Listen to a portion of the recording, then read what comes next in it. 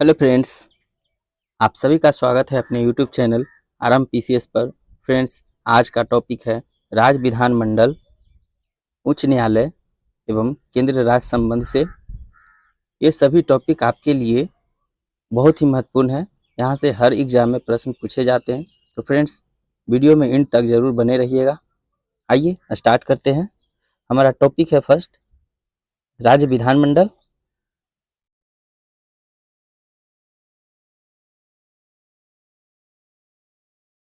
पहला प्रश्न है, भारत में राज्य विधानमंडलों का उच्च सदन कौन सा है? आंसर है विधान परिषद। राज्यों के वित्तीय लेखों पर कौन नियंत्रण रखता है?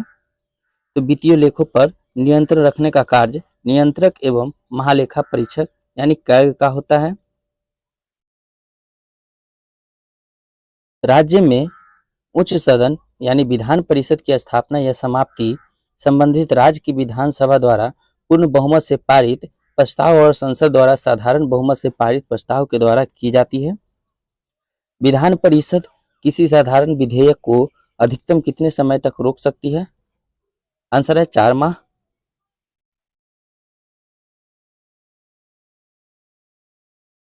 राज्य मंत्री परिषद से संबंधित महत्वपूर्ण अनुच्छेद है। अनुच्छेद 163 में राज्यपाल को सलाह एवं सहायता के लिए मंत्री परिषद के गठन का प्रावधान किया गया है। 164 अनुच्छेद में है राज्यों के मंत्रिमंडल का सामूहिक उत्तरदायित्व विधानसभा के प्रति है।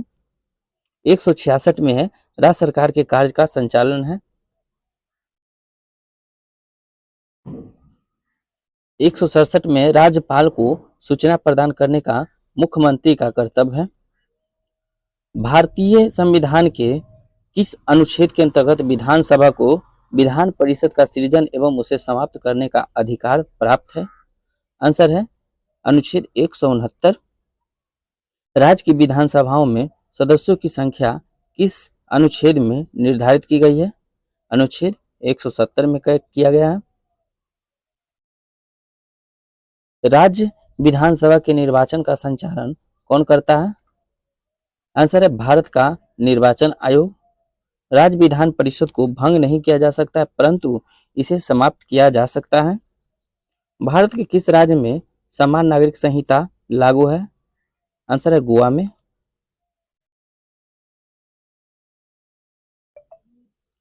राज्य का विधानसभा अध्यक्ष अपना त्याग पत्र किसे सौंपता है? आंसर है उपाध्यक्ष को।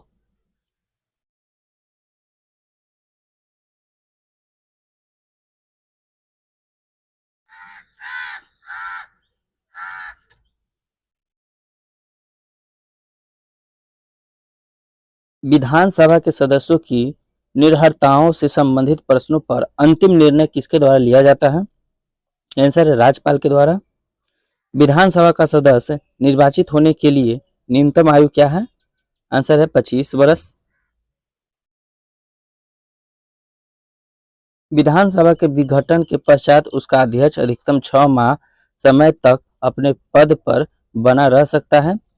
राज्य सरकार के मंत्रियों के वेतन एवं भत्तों का निर्धारण किसके द्वारा किया जाता है? आंसर है राज्य विधानसभा के द्वारा।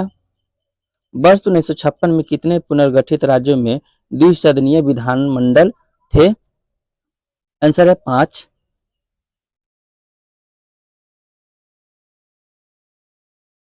प्रथम महिला मुख्यमंत्री भारत के किस राज्य में बनी थी?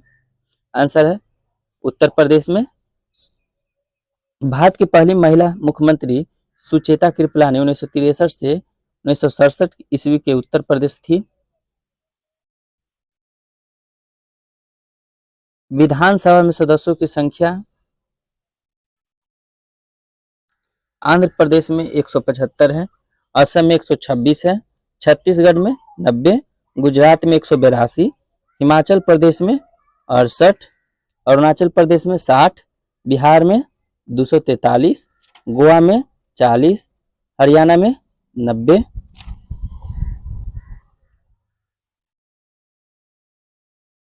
हिमाचल प्रदेश में 68 है, कर्नाटक में 224, मध्य प्रदेश में 230, मणिपुर में 60, मिजोरम में 40, उड़ीसा में 147, हरियाणा में 90, झारखंड में 81, केरल में 140, महाराष्ट्र में 288, मेघालय में 60 है।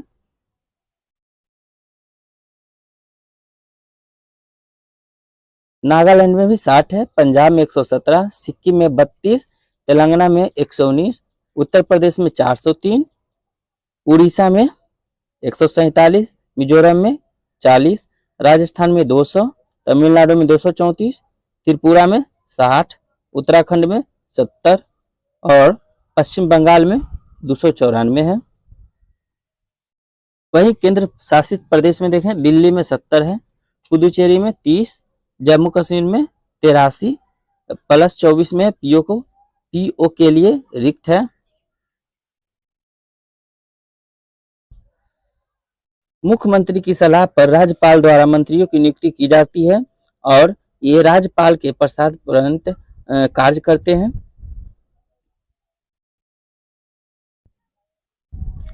अगला टॉपिक है उच्च न्यायालय से संबंधित प्रश्न। इसमें है हाई कोर्ट से संबंधित।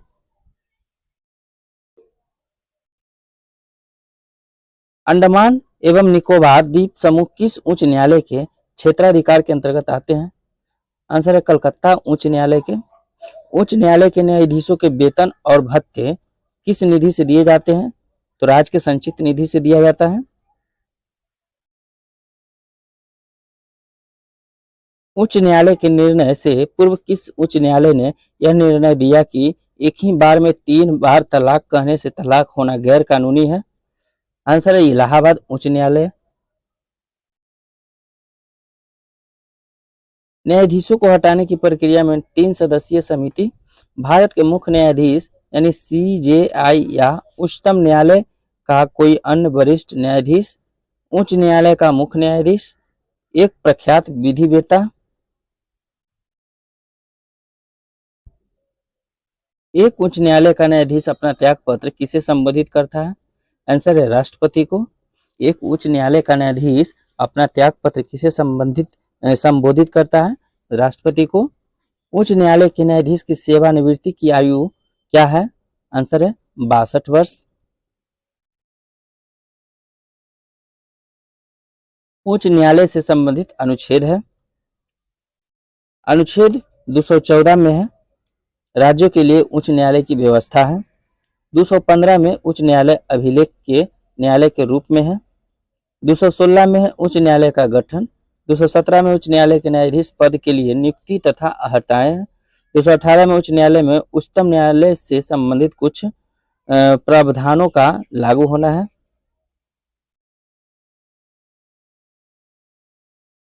219 में उच्च न्यायालय के न्यायाधीशों की शपथ ग्रहण है। 220 में अस्थायी न्यायाधीश बहाल होने के बाद प्रैक्टिस पर प्रतिबंध है। 221 में न्यायाधीशों का वेतन भत्ते इत्यादि है। 222 में किसी न्यायाधीश का एक उच्च न्यायालय से दूसरे उच्च न्यायालय में स्थानांतरण है। 223 में कार्यवाहक मुख्य न्यायाधीश की नियुक्ति है। 224 में अतिरिक्त एवं कार्यवाहक न्यायाधीशों की नियुक्ति है। उच्च न्यायालय के न्यायाधीशों को पेंशन भारत की संचित निधि से दिया जाता है। अगला अनुच्छेद है 224 के ए में उच्च न्यायालयों में सेवानिवृत्ति न्यायाधीशों की नियुक्ति है। 225 में उच्च न्यायालयों का क्षेत्राधिकार है। 226 में कुछ रीट याचिका जारी करने की उच्च न्यायालयों की शक्ति है। 226 के ए में अनुच्छेद 226 के अंतर्गत केंद्रीय अधिनियमों की संवैधानिक वैधता पर विचार नहीं किया जाना यानी निरस्त है। 227 में उच्च न्यायालय की सभी अधीनस्थ न्यायालयों पर अधीक्षण की शक्ति है। 228 उच्च न्यायालयों में कुछ मामलों का स्थानांतरण है। 228 के ए में राज्य अधिनियमों की संवैधानिक वैधता से संबंधित प्रश्नों के विस्तारण के लिए विशेष प्रावधान यह निरस्त है।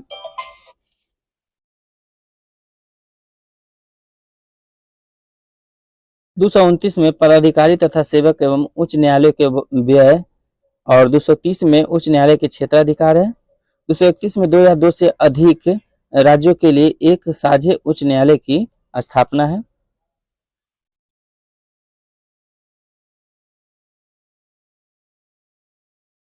जब सर्वोच्च न्यायालय किसी व्यक्ति अथवा संसद को उसके दायित्व के निर्वहन हेतु रिट की जारी करता है तो उस लेख को क्या कहते हैं? आंसर है परमादेश। भारत में उच्च न्यायालयों की कुल संख्या कितनी है? 25 है।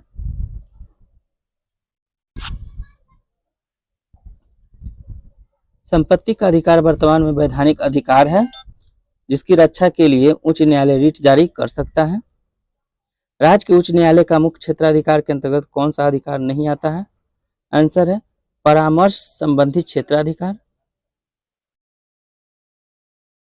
अधीनस्थ न्यायालयों की कार्य पद्धति का परीक्षण कौन सी याचिका करती है? आंसर है उत्प्रेषण। मूल अधिकारों का संरक्षण उच्च न्यायालय और उच्चतम न्यायालय दोनों की अधिकारिता में आता है। भारत के संविधान के अनुसार जिला न्यायाधीश के अंतर्गत कौन सम्मिलित नहीं होता है? आंसर है अधिकरण न्यायाधीश। अगला प्रश्न है निवारक निरोध के अंतर्गत एक व्यक्ति को बिना मुकदमा चलाए कितने समय तक बंदी बनाकर रखा जा सकता है? आंसर है 3 माह तक। इलाहाबाद उच्च न्यायालय का गठन कब हुआ था? वर्ष 1866 ईस्वी में हुआ था।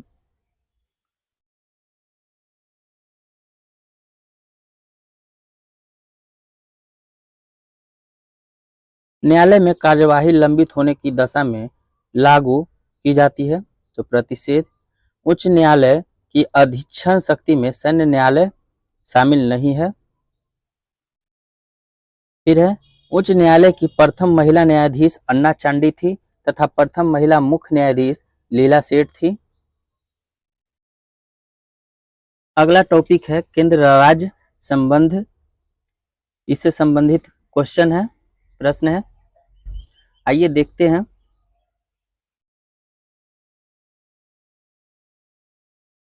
पहला प्रश्न है भारत की संघीय शासन प्रणाली किस देश के संविधान से प्रेरित है? आंसर है कनाडा से। किस सूची के विषयों पर केंद्र व राज्य सरकारें दोनों कानून बना सकती है? आंसर है समवर्ती सूची। फिर है केंद्र राज्य संबंध किस अनुसूची में है? तो 7वीं अनुसूची में है। अगला है केंद्र राज्य संबंधों पर वर्ष 1971 में राज्य मन्नार समिति का गठन किस राज्य के द्वारा किया गया था? आंसर है तमिलनाडु। फिर है संघ सूची में किए गए संशोधन। छठे संविधान संशोधन 1956 द्वारा प्रविष्ट संख्या 92 के क जोड़ी गई। इसका विषय है समाचार पत्रों से विभिन्न वस्तुओं के अंतर राज्यीय क्रय या विक्रय पर कर। 7वें संविधान संशोधन 1956 द्वारा प्रविष्ट संख्या 33 का लोप किया गया। इसका विषय है केंद्र के उद्देश्यों के लिए संपत्ति का अधिग्रहण। इसे संघ सूची से हटाकर समवर्ती सूची में शामिल किया गया। 42वें संविधान संशोधन 1976 के द्वारा प्रविष्टि 2 के क जोड़ी गई। इसका संबंध किसी राज्य में केंद्र के सशस्त्र बलों की नियुक्ति से है। 46वें संविधान संशोधन 1982 के द्वारा प्रविष्टि संख्या 92 के ख जोड़ी गई। इसका संबंध अंतर्राज्यीय व्यापार या वाणिज्य के दौरान होने वाली माल के पारेषण पर कर से है। 88वें संविधान संशोधन 2003 द्वारा प्रविष्टि संख्या 92 के ग जोड़ी गई। इसका संबंध सेवा कर से था। क्षेत्रीय परिषदों का सृजन किसके माध्यम से किया गया? आंसर है संसदीय कानून द्वारा। अंतर्राज्यीय परिषद का उपबंध किस अनुच्छेद में किया गया? आंसर है अनुच्छेद 263। रेडियो या दूरदर्शन के विज्ञापनों पर कर कौन लगाता है? आंसर हो जाएगा राज्य सरकार।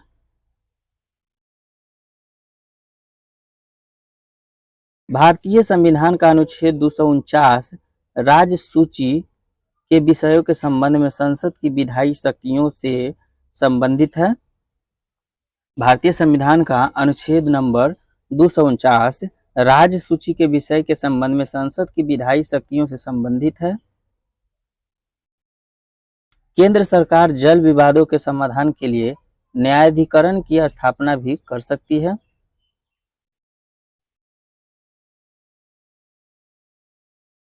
अगला प्रश्न है, केंद्र तथा राज्यों के मध्य शक्तियों का विभाजन किस अनुच्छेद के अंतर्गत किया गया है? आंसर है अनुच्छेद 245 तथा 246 के अंतर्गत। अंतर्राज्यीय परिषद का गठन, अंतर्राज्यीय परिषद का पदेन अध्यक्ष कौन होता है? आंसर है प्रधानमंत्री।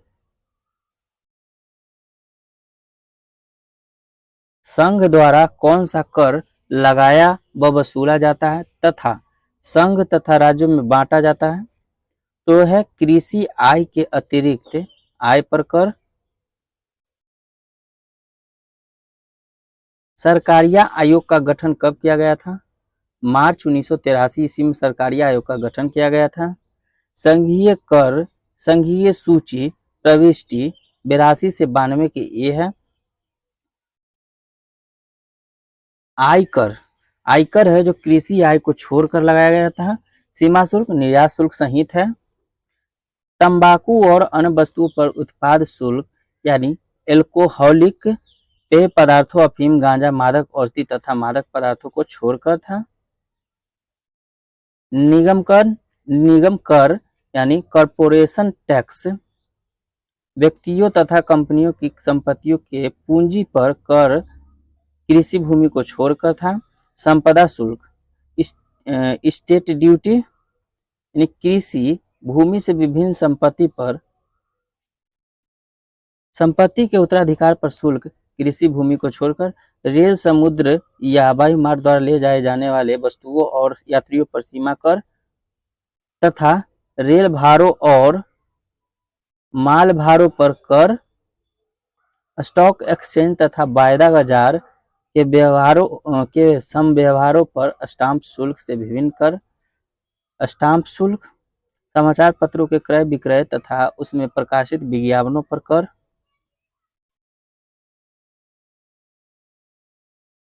समाचार पत्रों से भिन्न वस्तुओं के क्रय विक्रय पर कर अंतर्राज्यीय व्यापार के दौरान। माल के पारेषण पर कर अंतर्राज्यीय व्यापार के दौरान। सेवा पर कर, सेवाओं पर कर। अगला है राज्य कर यानी राज्य सूची प्रविष्टि 45 से 63।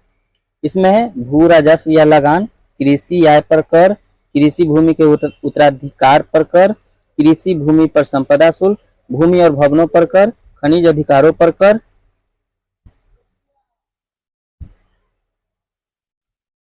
शराब, अफीम, गांजा तथा अन्य मादक पदार्थों और औषधियों पर उत्पाद कर। स्थानीय उपयोग तथा विक्रय के लिए वस्तुओं के प्रवेश पर कर। विद्युत के उपभोग एवं बिक्री पर कर। समाचार पत्रों से विभिन्न वस्तुओं के क्रय विक्रय पर कर। रेडियो या दूरदर्शनों के विज्ञापनों पर कर।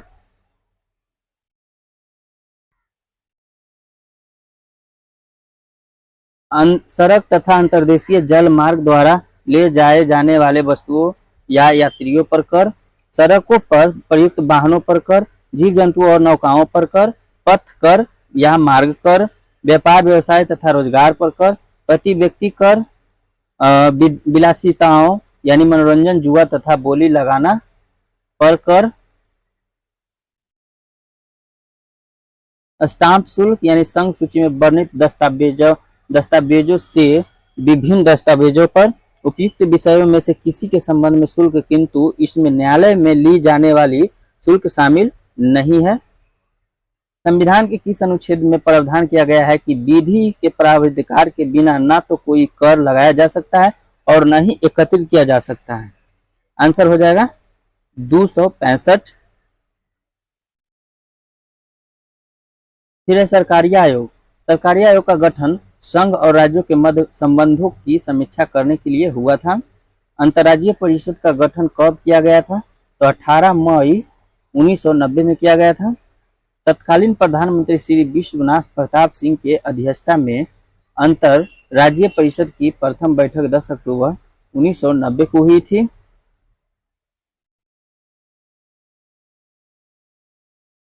आयोग एवं समितियां केंद्र राज्य संबंध पर विचार करने के लिए समय समय पर विभिन्न आयोग और समितियों का गठन किया गया जो निम्नवत है।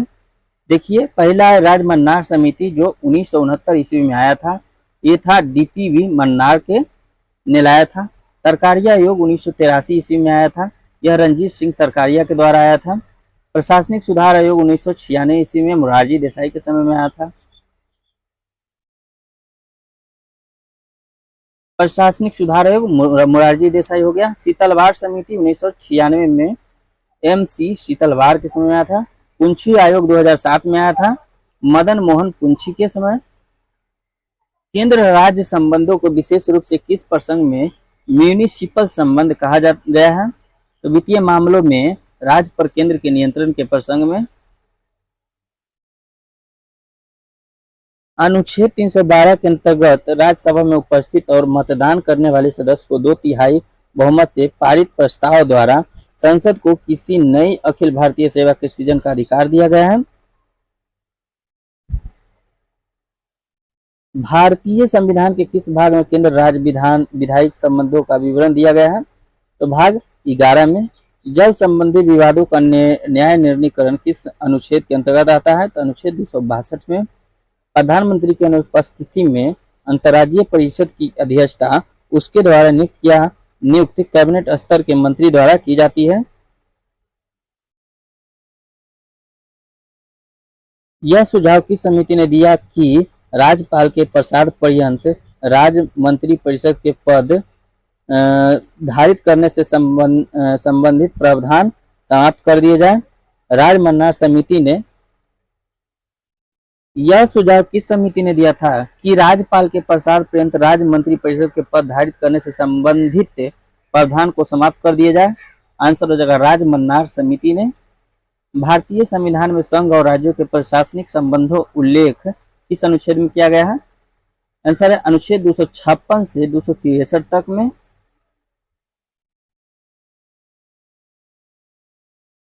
अंतर्राज्यीय परिषद के गठन प्रावधान किस अनुच्छेद में है? तो अनुच्छेद 263 में है। अनुच्छेद 262 के अंतर्गत प्रदत्त शक्तियों के प्रयोग से संसद द्वारा नदी बोर्ड अधिनियम 1956 तथा अंतर्राज्यीय जल विवाद अधिनियम 1956 पारित किया गया। जल विवाद अधिनियम 1956 के अंतर्गत केंद्र राज्य सरकार ऐसे विवादों के समाधान के लिए न्यायाधिकरण की स्थापना भी कर सकती है। आगे है संघ राज्य संबंध भाग 11-12 अनुच्छेद 245 से 293 प्रशासनिक संबंध है और विधायिक संबंध और वित्तीय संबंध। विधायिक संबंध में देखते हैं अनुच्छेद 245 है कि संसद और राज्य विधायिका द्वारा बनाए गए कानूनों का विस्तार करेगा। अनुच्छेद 246 में संसद और राज्य विधायिका द्वारा बनाए गए विशेष मामलों के कानून से है। फिर है अनुच्छेद 247 कुछ निश्चित अतिरिक्त न्यायालयों के गठन हेतु संसद की शक्ति है। अनुच्छेद 249 है कि संसद द्वारा राष्ट्र हित में राज्य सूची के किसी विषय पर विधान के निर्माण हेतु राज्यसभा द्वारा पहल है। अनुच्छेद 250 में है कि आपातकाल के दौरान राज्य सूची के किसी विषय पर विधि निर्माण की संसद की शक्ति है। फिर है अनुच्छेद 251, अनुच्छेद 249 और अनुच्छेद 250 के अधीन संसद द्वारा निर्मित विधि के असंगत होने की स्थिति में राज्य विधि पर वरीयता है। अनुच्छेद 252 है कि 2 या 2 से अधिक राज्यों के लिए उनकी सहमति से विधि बनाने की संसद की शक्ति और उस विधि को किसी अन्य राज्य द्वारा अंगीकार किया जाना। अनुच्छेद 253 में है कि अंतर्राष्ट्रीय करारों को प्रभावी बनाने के लिए विधान निर्मित करने की संसद की शक्ति।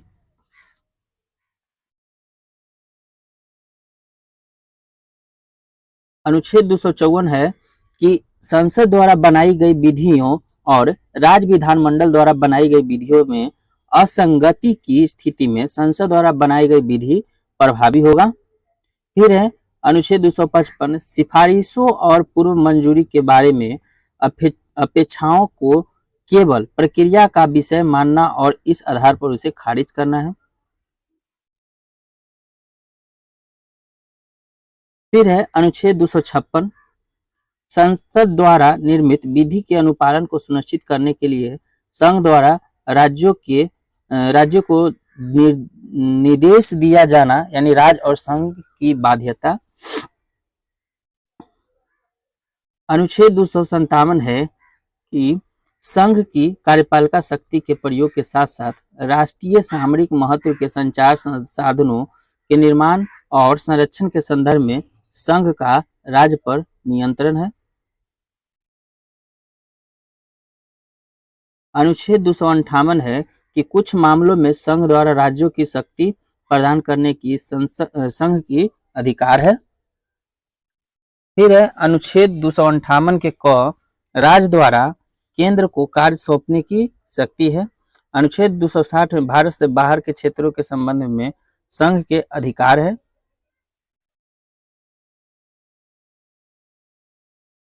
अनुच्छेद 261 है कि सार्वजनिक कार्य अभिलेख और न्यायिक कार्यवाही है। अनुच्छेद 262 अंतर्राज्यीय नदी जल विवादों के हल के लिए न्यायाधिकरण का गठन है। अनुच्छेद 263 है कि अंतर्राज्यीय परिषद का गठन है। इसमें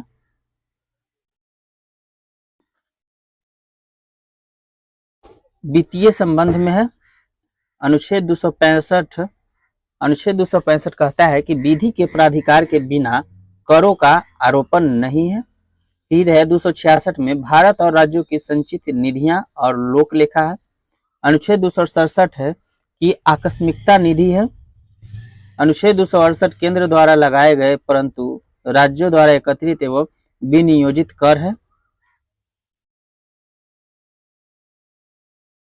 अनुच्छेद 270 संघ द्वारा लगाए गए संग्रहित किंतु संघ राज्य के बीच वितरित किए जाने वाले कर है। अनुच्छेद 271 कुछ निश्चित चुंगी व कर पर केंद्र द्वारा लगाया गया अतिरिक्त प्रभार है। अनुच्छेद 274 राज्यों के हितों से संबंधित कराधान वाले विधेयकों के संदर्भ में राष्ट्रपति की पूर्वानुमति आवश्यक है। अनुच्छेद 275 है कि कुछ राज्यों को संघ से अनुदान है। 276 में व्यवसाय, व्यापार और रोजगार पर कर है। अनुच्छेद 280 है राष्ट्रपति द्वारा प्रत्येक 5वें वर्ष की समाप्ति पर वित्त आयोग का गठन करना है। 281 में वित्त आयोग की सिफारिशों को संसद के समक्ष रखा जाना।